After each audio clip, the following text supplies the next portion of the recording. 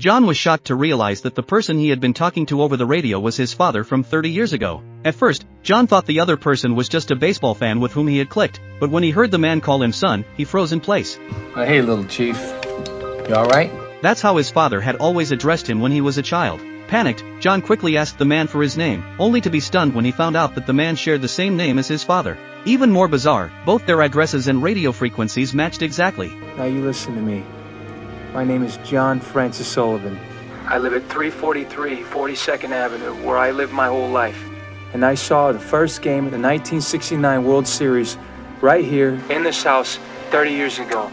Bullshit. My father's name is Francis Patrick Sullivan. He was a firefighter and a diehard Mets fan, and every night when I went to bed... At that moment, Frank accidentally lit some glue on the table with his cigarette. At the same time, John noticed that a patch on his own table had inexplicably burned as well. With recent solar flare activity causing spectacular auroras, John suddenly realized that the unusual solar activity might have caused some kind of anomaly, linking him to his father from 3 decades ago. Oh my God.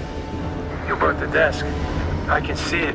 Frank was alarmed by John's words. He rushed to the window to make sure no one was watching him, and once he was sure it was safe, he returned to the table. He warned John to stay away from him and his family, telling him that even if he died, he would never let him off the hook. But you already died. What are you talking about? The Buxton Fire. Oh, yeah? And when did that happen? 30 years ago? October 12th, 1969.